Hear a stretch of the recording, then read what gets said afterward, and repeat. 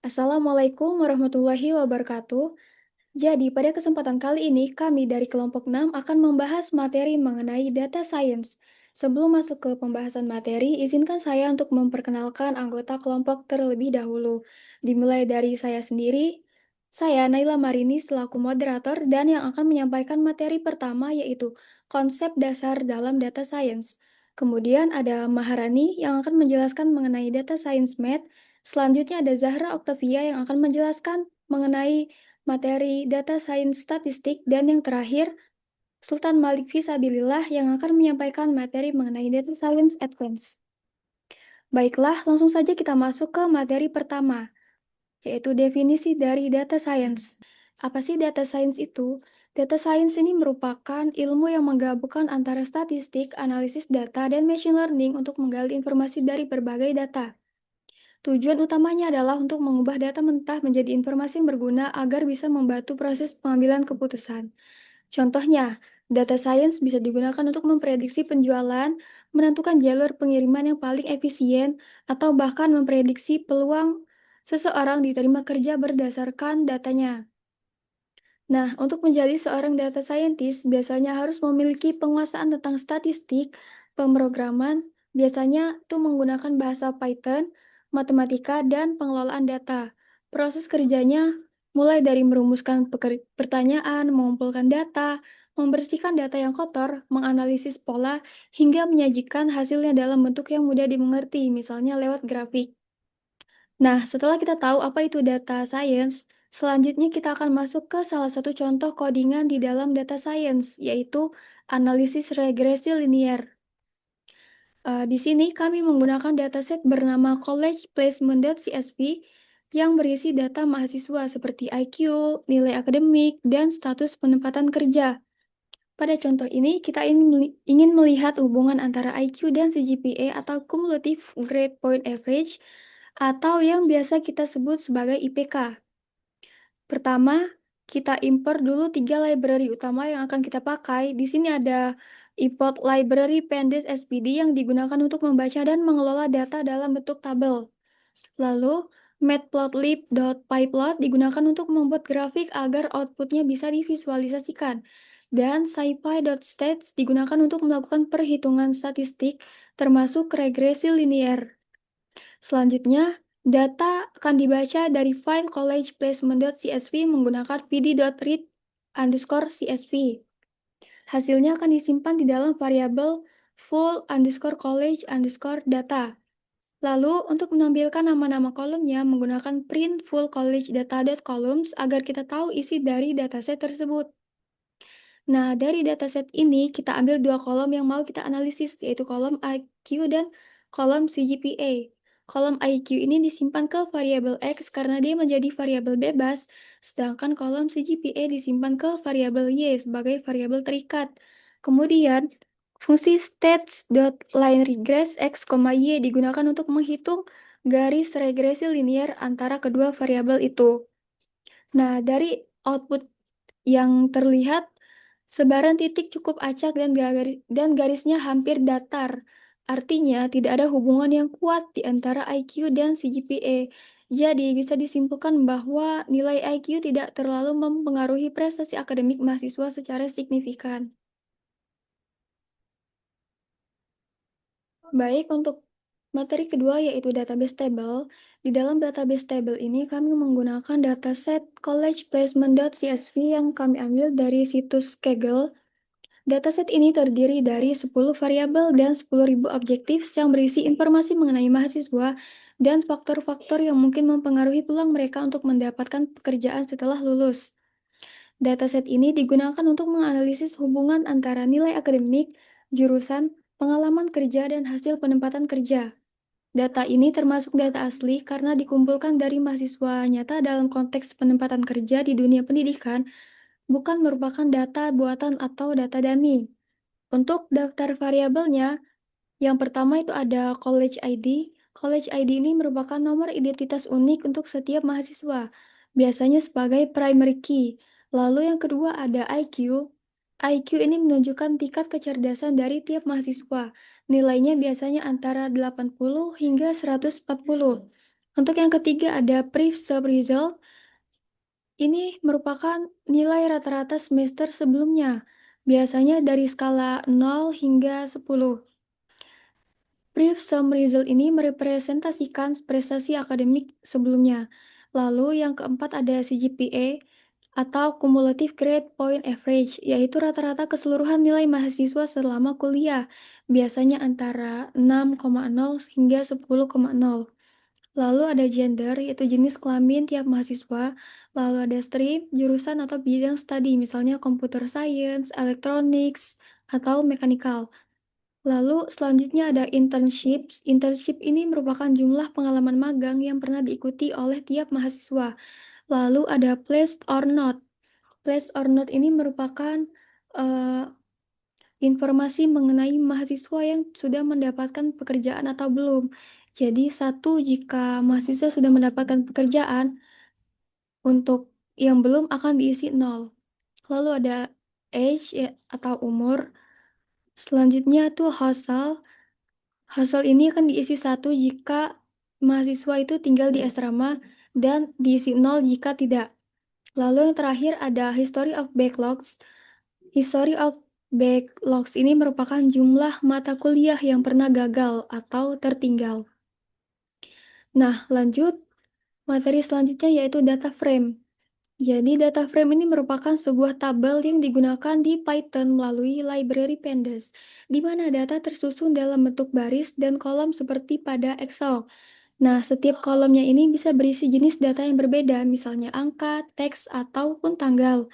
Dengan data frame, kita bisa dengan mudah membaca, mengedit, menambah, atau menghapus data. Untuk codingannya, pertama-tama kita import dulu library-nya dengan menuliskan import pandas spd, lalu selanjutnya kita buat sebuah dictionary bernama D. Dictionary ini berisi 3 kolom data, yaitu name, nama, dan gender. Di sini, pada kolom name ini, saya isi dengan 5 angka unik untuk setiap mahasiswa. Lalu pada kolom nama ada 5 nama, yaitu ada Naila, ada Zahra, Rani, Sultan, dan Malik. Lalu untuk kolom gender, berisi huruf F untuk perempuan dan M untuk laki-laki. Nah, setelah data selesai dibuat, kita ubah dictionary-nya tersebut menjadi data frame menggunakan perintah pd.dataframe data sama dengan D. Nah, perintah ini mengubah struktur data biasa menjadi bentuk tabel yang lebih rapi dan mudah dibaca. Lalu, hasilnya akan disimpan ke variabel bernama df. Lalu yang terakhir, kita tampilkan hasilnya dengan print df. Nah, bisa kita lihat pada outputnya ini, tabel yang muncul mempunyai 3 kolom, yaitu ada name, nama, dan gender, serta ada 5 baris data mahasiswa. Di sebelah kiri itu terlihat angka 0 sampai 4 yang merupakan indeks otomatis dari Pandas untuk menandai setiap baris data. Jadi dari contoh codingan sederhana ini kita bisa lihat nih bagaimana Pandas membuat proses pembuatan dan pengelolaan data dalam bentuk tabel menjadi sangat mudah dan terstruktur. Untuk materi yang keempat itu ada data function. Data function ini merupakan fungsi atau perintah di dalam pemrograman yang digunakan untuk mengolah dan menganalisis data. Di dalam konteks data science, data function ini bisa membantu kita untuk mengambil informasi penting dari data, misalnya mencari nilai tertinggi, terendah, rata-rata, jumlah data, dan sebagainya. Oke, jadi yang pertama ini ada fungsi max. Fungsi max ini digunakan untuk mengambil nilai yang paling tinggi dari kolom brief sum result yang akan merepresentasikan hasil semester sebelumnya dari tiap mahasiswa. Jadi, nilai maksimum ini disimpan ke dalam variabel brief sum result max lalu ditampilkan menggunakan perintah print. Nah, dari hasil outputnya diketahui bahwa nilai tertinggi atau nilai maksimum yang terdapat pada data adalah 10,0, yang berarti ada mahasiswa yang mendapatkan nilai sempurna di semester terakhirnya. Nah, Jika kita ingin melihat nilai minimumnya, bisa kita ganti saja fungsinya menjadi min.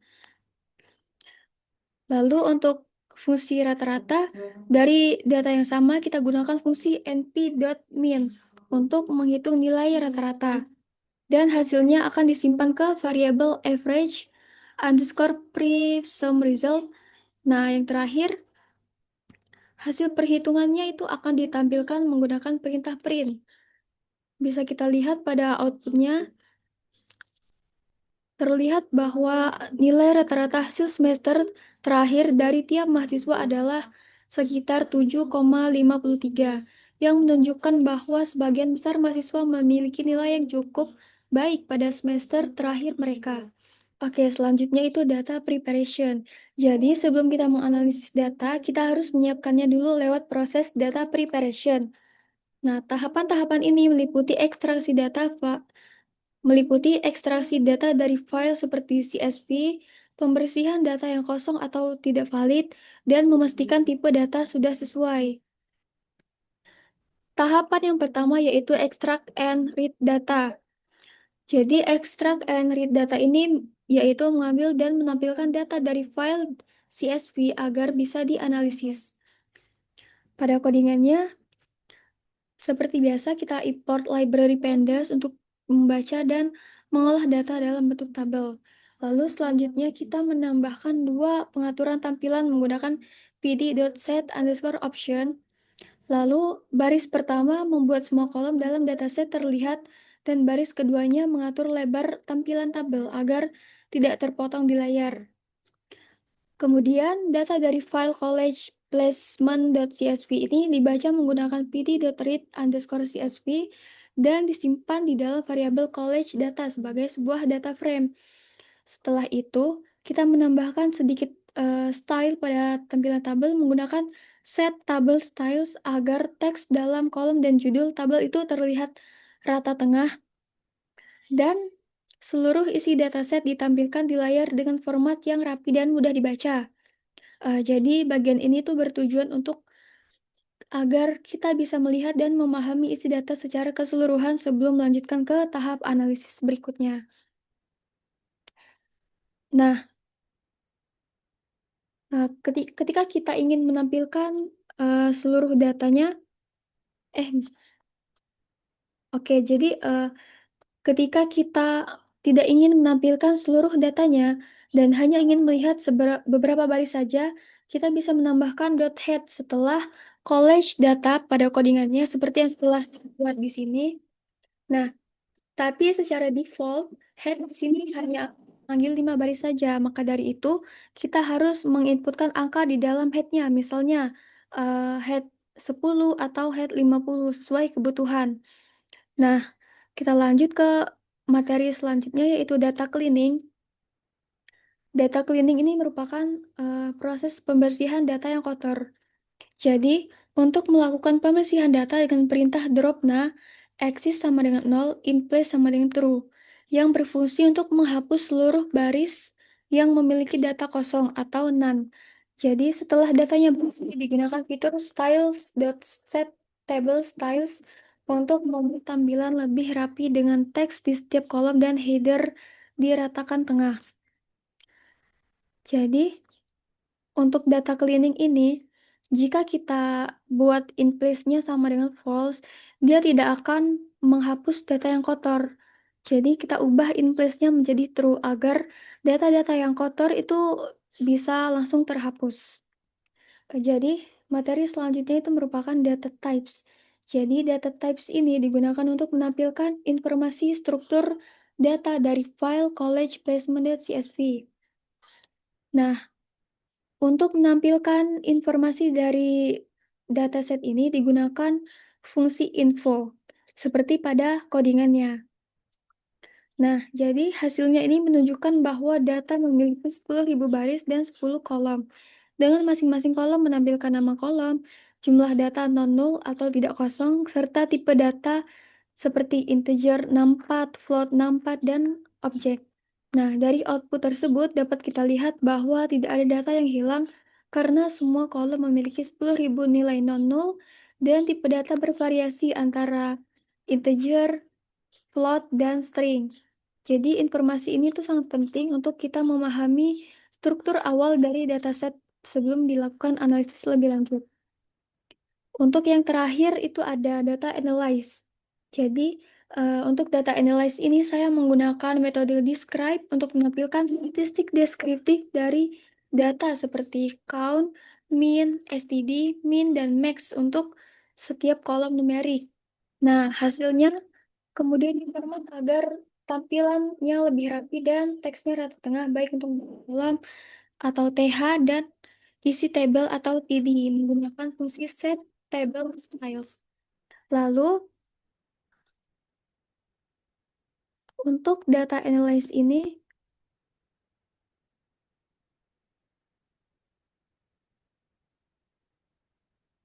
Ran, coba ke ini lagi, ke atas.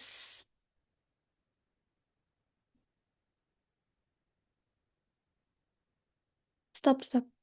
Oke, aku ulang beda yang ini. Oke, oke, jadi untuk materi selanjutnya itu merupakan analisis data. Analisis data ini merupakan tahap di mana kita mulai memahami dan menginterpretasikan data setelah proses pembersihan selesai. Nah, di tahap ini, saya menggunakan fungsi describe pada Python untuk menampilkan ringkasan statistik dari data numerik. Jadi, fungsi ini secara otomatis akan menghitung berbagai ukuran statistik penting seperti count atau jumlah data, mean atau rata-rata, STD atau simpangan baku, mean atau nilai paling kecil, persentil 25%, 50%, dan 75%, serta nilai maksimum. Melalui hasil dari describe ini, kita bisa memahami distribusi data, mendeteksi adanya outlier, dan melihat kecenderungan umum dari variabel numerik. Dengan kata lain, tahap analisis data membantu kita memperoleh wawasan awal tentang karakteristik dataset sebelum melanjutkan ke analisis yang lebih mendalam atau pemodelan. Baiklah, dapat kita lihat pada output dari codingan ini, eh, hasilnya itu menunjukkan informasi penting seperti count, mean, STD, mean, kuartil pertama, median atau kuartil kedua, lalu kuartil ketiga, dan nilai maksimum. Jadi, ringkasan ini membantu kita dalam memahami pola, sebaran, dan rentang nilai dari data yang kita miliki, sehingga dapat digunakan sebagai dasar dalam tahap analisis lebih lanjut dalam proses pengambilan keputusan. Baiklah, untuk materi selanjutnya akan dijelaskan oleh rekan saya, Maharani. Kepada Maharani dipersilakan. Oke, baiklah. Kalau tadi kita sudah mendengar penjelasan dari Naila mengenai data science, di sini saya akan menjelaskan mengenai data science math atau data science dalam bentuk matematika. Yang dimana dalam bentuk matematikanya ini berupa bentuk linear function. Linear function sendiri itu merupakan sebuah fungsi linear yang menghubungkan satu variabel dengan variabel yang lainnya. Yang dimana bentuk linear ini merupakan sebuah bentuk grafik garis lurus.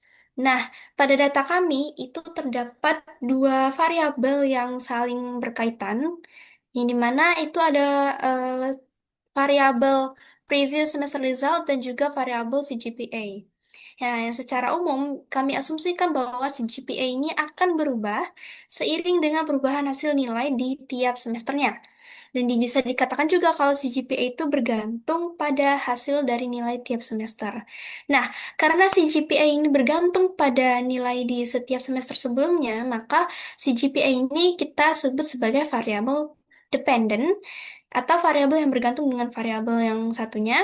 Dan untuk nilai per semesternya ini atau previous semester result ini, itu kita sebut sebagai variabel independen yang artinya dia berdiri sendiri dan tidak berkaitan dengan variabel yang lain atau tidak bergantung dengan variabel yang lain. Nah, untuk fungsi dari linear sendiri itu punya bentuk rumusnya secara umum di matematika itu seperti fx atau y sama dengan ax plus b. Nah, tugasnya di sini kami akan mencari nilai dari a dan juga b. Yang dimana untuk penjelasan dari rumus itu, y atau fx itu merupakan keluaran atau output dari fungsi ini atau yang biasa disebut dengan variable dependent tadi, si CGPA itu. Dan untuk X ini merupakan nilai input atau nilai dari previous semester result itu. Nah, lalu di sini ada A itu sebagai slope. Slope itu artinya kemiringan dari grafik itu. Jadi sebuah koefisien variabel independen yang menunjukkan laju perubahan variabel dependen. Lalu ada B. B ini sebagai nilai intercept. Nilai intercept itu merupakan suatu variabel dependen ketika nilai X itu sama dengan 0, yang merupakan titik di mana garis diagonal itu memotong sumbu vertikal atau sumbu Y. Nah, langkah yang pertama itu ada science plotting functions, data science plotting function, atau maksudnya di sini adalah kami akan membuat sebuah grafik dengan plotting gitu. Nah, berdasarkan data dari college placement. Nah, karena ini merupakan apa fungsi linear, makanya di sini saya mengurutkan terlebih dahulu datanya dari yang terkecil sampai dengan yang terbesar sehingga nanti terlihat sebuah garis lurusnya yang meningkat sehingga di sini datanya saya ubah menjadi data college placement sorted yang sudah diurutkan dari terkecil dan terbesar.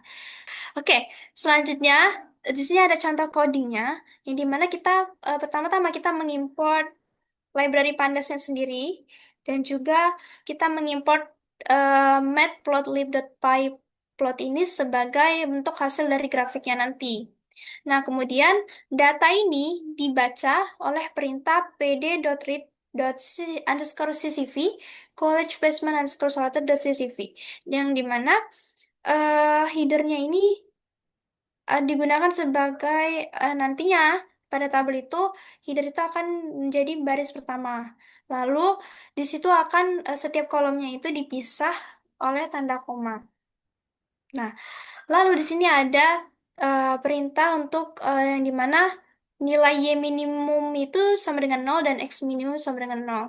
Dan terakhir, agar grafiknya ini bisa dilihat pada compilernya, maka atau outputnya, maka di sini kita harus menyertakan perintah plt.show buka kurung tutup kurung sehingga bisa dilihat di sini ada grafik dari grafik linear dari data college placement tadi. Nah, lalu muncul sebuah pertanyaan nih, kenapa grafiknya ini tidak dimulai dari nol? Kenapa dia bentuknya seperti ini? Karena pada data kami sendiri ini, datanya itu dimulai dari titik yang kelima atau dimulai dari yang kelima. Di sini dengan CGPA itu 4,61. Nah, sehingga bentuk grafiknya sendiri seperti ini tidak dimulai dari nol, melainkan dia dimulai dari titik yang kelima.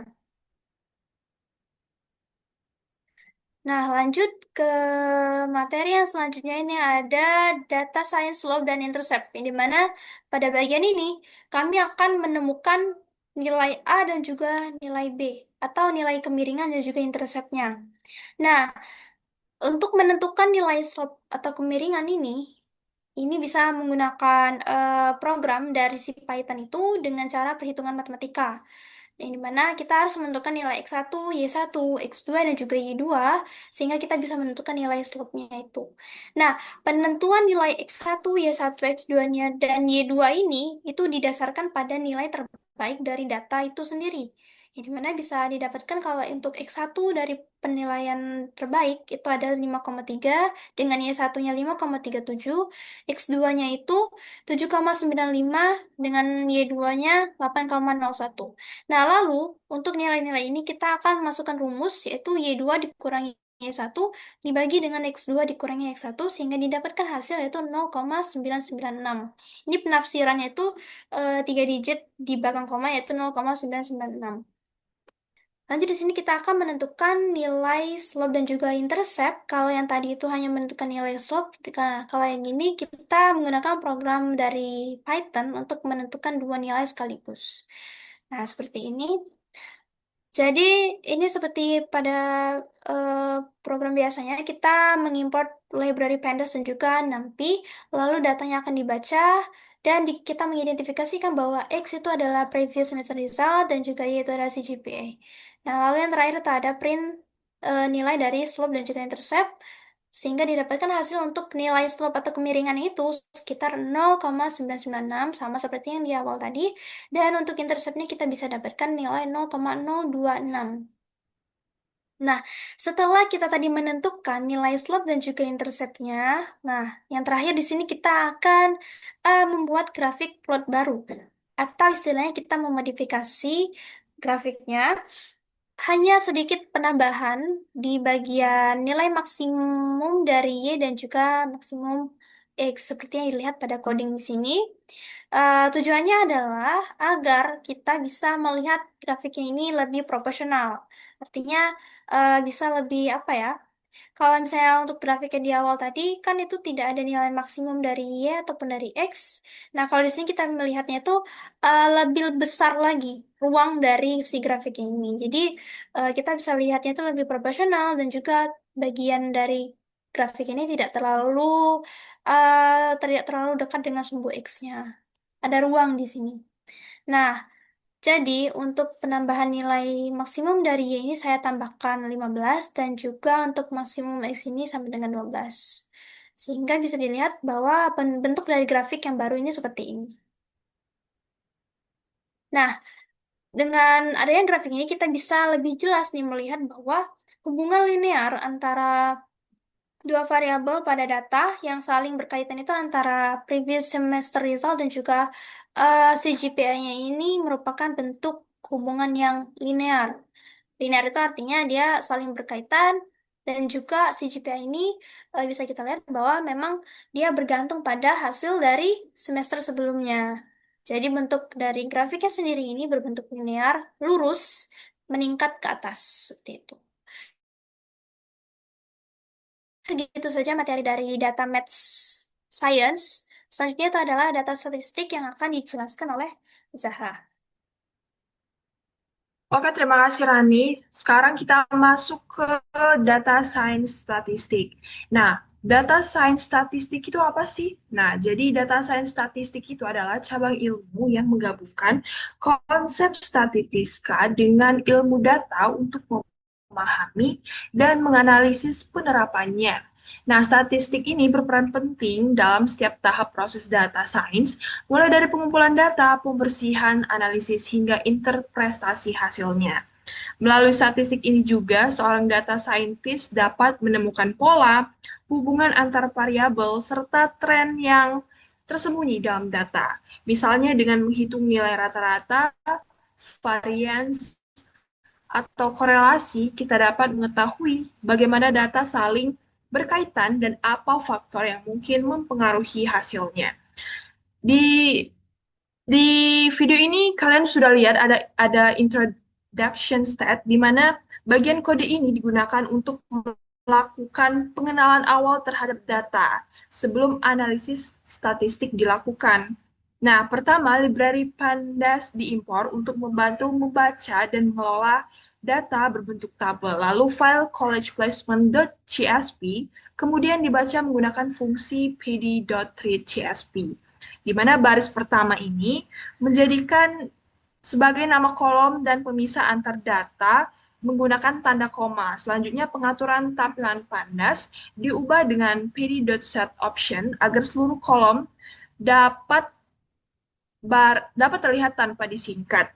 Nah, terakhir perintah display full hold data.height20 digunakan untuk menampilkan 20 baris pertama dari dataset karena data kami ini ada 10.000. Jadi saya singkat saja bisa dibaca uh, agar bisa dibaca. Lalu sehingga pengguna dapat melihat struktur awal data, memastikan nama kolom sudah benar, serta mengenali isi dataset yang akan dianalisis lebih lanjut. Lanjut ke percentile stat. Ran. Oke, sekarang kita memasuki percentile stat. Nah, kode ini digunakan untuk menghitung nilai percentile stat, di mana pertama import library pandas dan numpy-nya diimpor untuk membantu membaca data serta melakukan perhitungan numerik ke dalam variabel data. Nah, selanjutnya fungsi np.percentile IQ 10 ini digunakan untuk menghitung persentil ke 10, yaitu nilai di bawah mana 10% data IQ berada. Hasilnya dicetak menggunakan print percentile 10. Kode ini membantu memahami sebaran data IQ mahasiswa, terutama untuk melihat nilai-nilai yang termasuk dalam kelompok terbawah dalam distribusi data tersebut. Hasil outputnya sebesar 80 itu menunjukkan bahwa 10% dari mahasiswa memiliki nilai IQ di bawah 80. Nah, jadi misalnya nih, terdapat 10.000 mahasiswa dalam dataset. Sekitar 1.000 mahasiswa pertama memiliki IQ kurang dari atau sama dengan 80. Sedangkan sisanya memiliki IQ di atas nilai tersebut. Jadi, nilai persentil ini membantu menggambarkan sebaran data dan mengidentifikasi kelompok mahasiswa dengan kemampuan kognitif yang tergolong rendah dibandingkan keseluruhan populasi. Oke, lanjut ke deviasi standar. Deviasi ini digunakan untuk menghitung eh, kolom numerik pada dataset collegeplacement.csv. Di sana terlihat bahwa kita mengimport library pandas dan numpainya untuk membaca data serta melakukan perhitungan statistiknya. Selanjutnya ada select di types, ada juga fungsi np.std yang digunakan untuk menghitung deviasi standarnya, yaitu ukuran untuk menunjukkan seberapa jauh nilai-nilai data menyebar dari rata-ratanya. Hasil outputnya itu beragam sekali ya. Misalnya di sana itu ada kolom IQ memiliki deviasi standar sebesar 15,05 yang berarti nilai IQ mahasiswanya bervariasi cukup besar dari rata-rata. Sebaliknya, kolom seperti Prifsem Result dan CGPA-nya memiliki deviasi standar yang lebih kecil, yaitu 1,4. Itu menandakan bahwa data pada kolom tersebut lebih seragam atau tidak terlalu tersebar. Jadi, kode ini membantu memahami tingkat variasi atau keragaman data pada setiap aspek akademik mahasiswa yang ada pada data itu. Nah, sekarang kita memasuki ke koefisien variasi. Kode ini, kode yang kalian lihat ini digunakan untuk menghitung koefisien variasi dari setiap kolom numerik pada data set college placement. Nilai CV itu diperoleh dari hasil pembagian antara standar deviasi dan rata-rata setiap kolom, yang menunjukkan tingkat keragaman relatif suatu data terhadap nilai tengahnya. Berdasarkan hasil outputnya, bisa dilihat bahwa nilai IQ memiliki CV sebesar 0,79. CV itu adalah coefficient of variasi, menandakan bahwa data IQ mahasiswa ini memiliki variasi yang tinggi atau penyebaran nilai yang cukup lebar. Sementara itu, kolom Prev Semester Result dan CGPA-nya memiliki CV yang rendah, sekitar 0,07, yang berarti nilai relatifnya seragam dan tidak banyak perbedaan di antara mahasiswa. Dengan demikian, koefisien variasi ini membantu menggambarkan tingkat kestabilan atau keragaman masing-masing variabel dalam dataset. Lanjut ke variance data. Oke, kita sekarang masuk ke variance data. Nah, variance ini di dalam kode tersebut, setiap kolom numerik harus dihitung. Pertama, data dibaca menggunakan pandas. Lalu hanya kolom yang berisi angka dipilih agar perhitungannya lebih akurat. Fungsi np.par itu digunakan untuk menghitung variance, yaitu ukuran yang menunjukkan seberapa jauh nilai-nilai data menyebar dari rata-ratanya.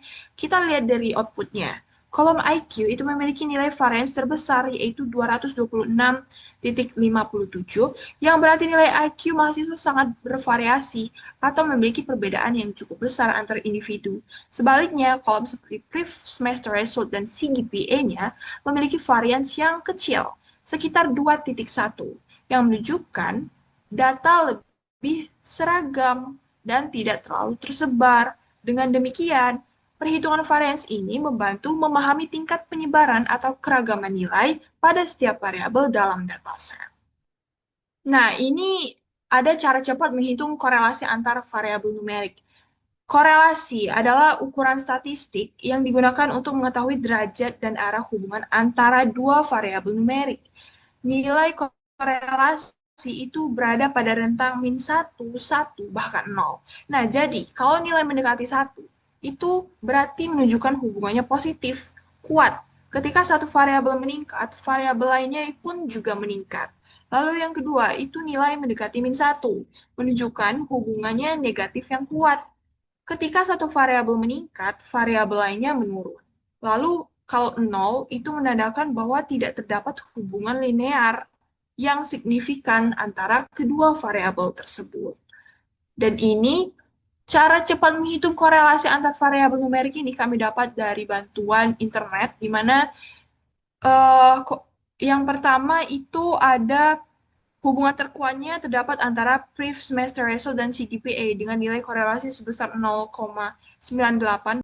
Nah, yang menunjukkan korelasi sangat kuat, artinya mahasiswa dengan nilai semester sebelumnya tinggi cenderung memiliki CGPA juga yang tinggi. Sebaliknya, korelasi antara variabel lain seperti IQ dengan CGPA atau communication skill sangat kecil, menandakan hampir tidak ada hubungan antara keduanya. Dengan demikian, analisis ini membantu mengidentifikasi variabel mana yang saling berkaitan erat dalam menentukan performa akademik mahasiswa. Oke, di sini ada korelasi positif.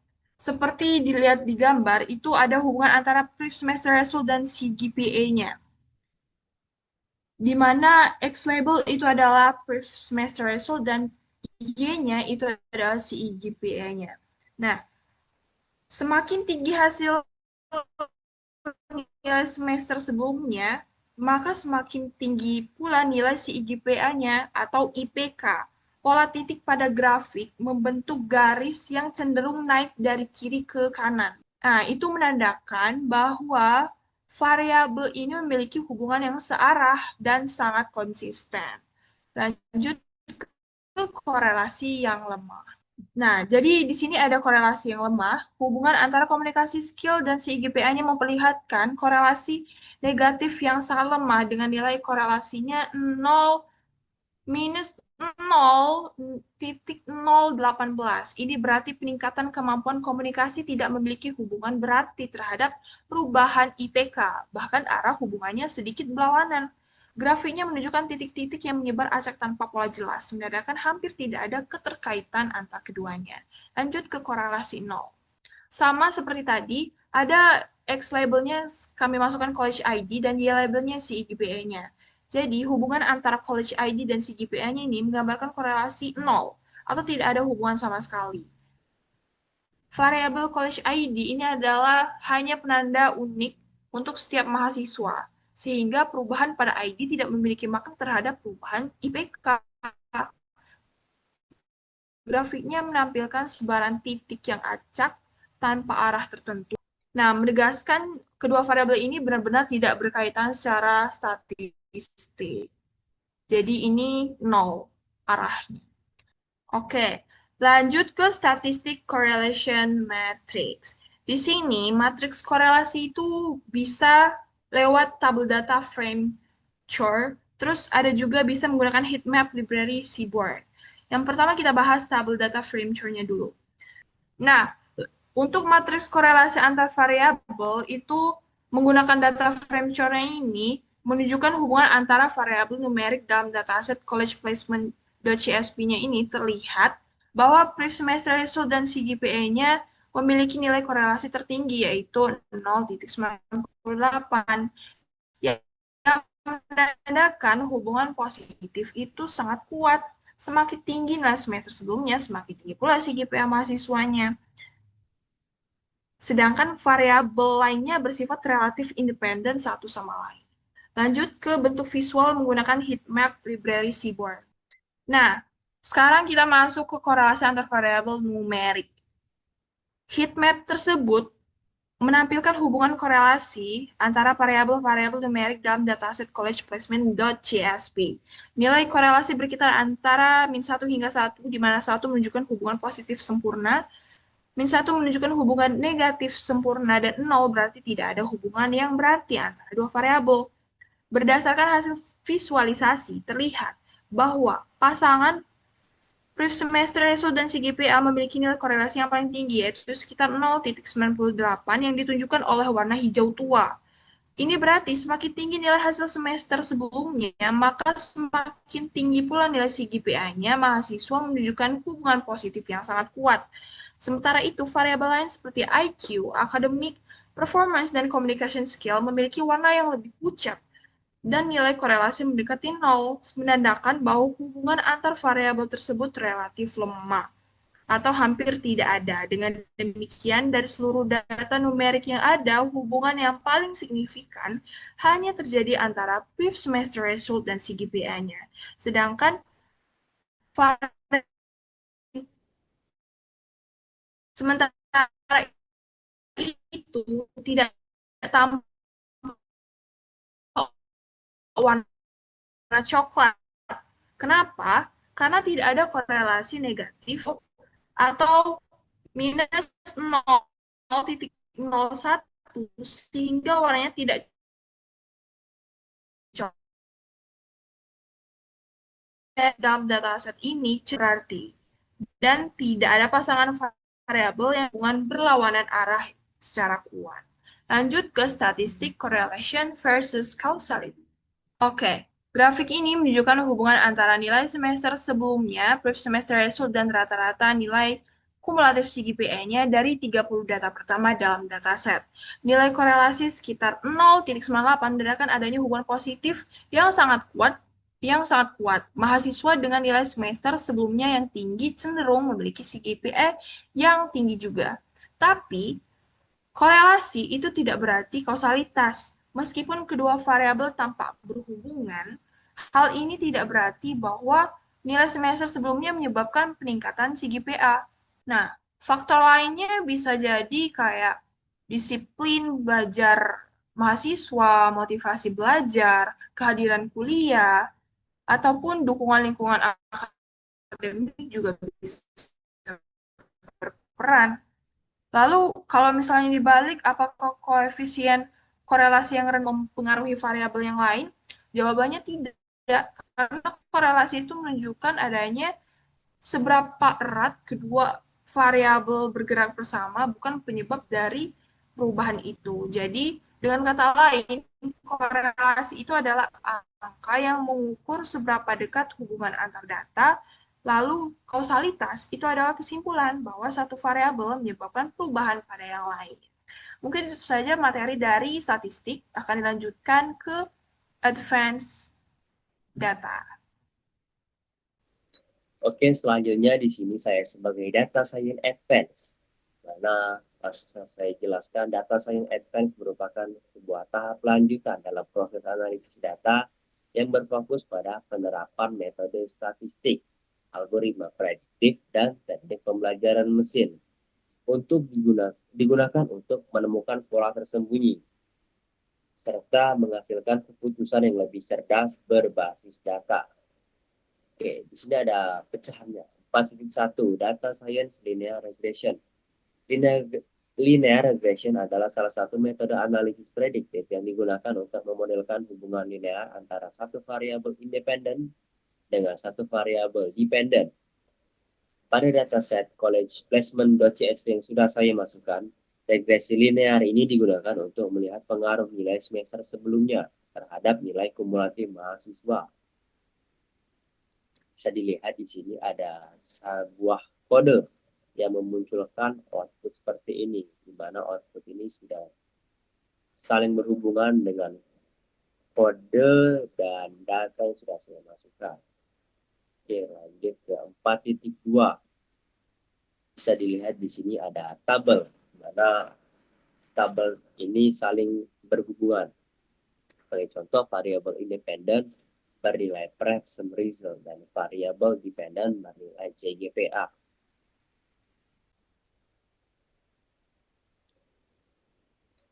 Lanjut di 4.2 di regression table itu sendiri ada sebuah kode yang saya masukkan dan memunculkan output tabel seperti berikut.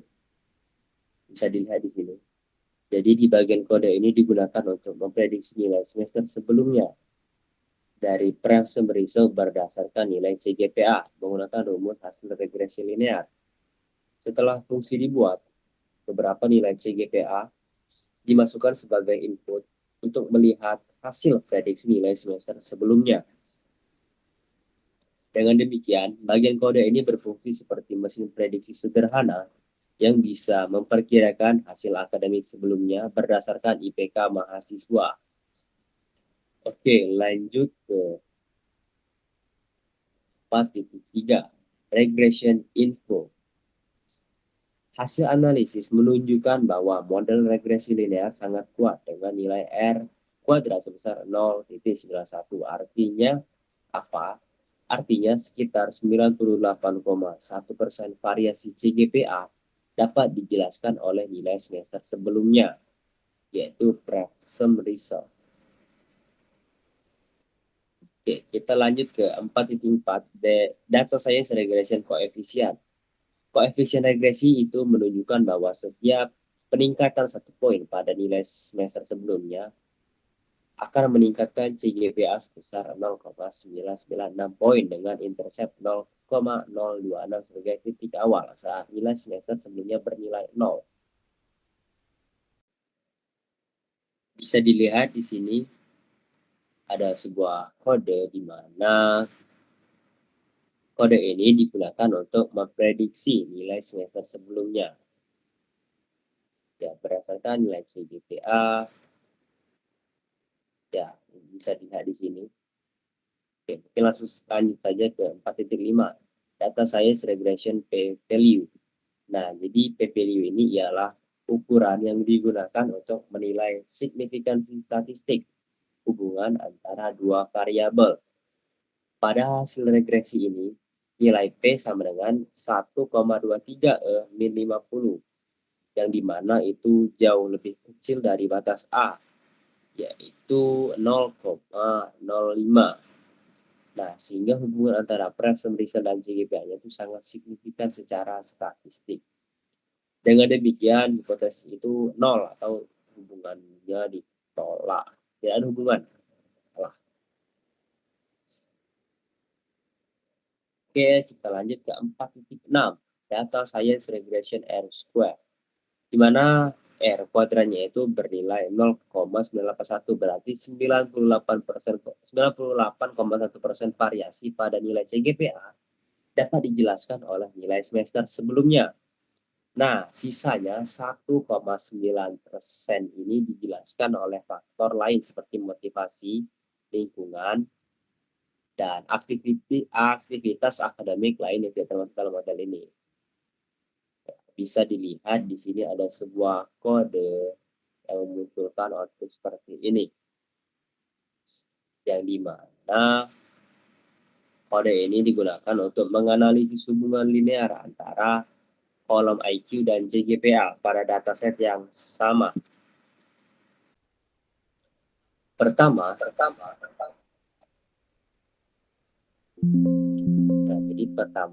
library Pandas, Matplotlib, dan Sciped diimpor kembali. Kemudian dataset dibaca dan kolom IQ disimpan ke variabel X dan kolom CGPA ke variabel Y. Nah, grafik hasil regresi divisualisasikan menggunakan scatter plot untuk titik data aktual dan garis regresi untuk menunjukkan kecenderungan hubungan antara IQ dan IPK. Nah, dengan demikian, bagian kode ini membantu melihat apakah tingkat kecerdasan memiliki hubungan nyata dengan prestasi akademik. Berdasarkan hasil korelasi yang rendah, dapat disimpulkan bahwa IQ tidak terlalu mempengaruhi IPK mahasiswa secara signifikan. Kita lanjut ke 4.7, Data Science Linear Regression Case, mana ada kasus seorang mahasiswa memiliki nilai semester sebelumnya sebesar 8,5. Berdasarkan model regresi, prediksi CGPA dapat dihitung sebagai berikut. Bisa dilihat di sini. Kemudian interpretasi, mahasiswa dengan nilai semester sebelumnya 8,5 diprediksi memiliki CGPA akhir sekitar 8,48. Hasil ini menunjukkan model mampu memberikan prestasi akademik yang sangat mendekati pola nyata dalam data.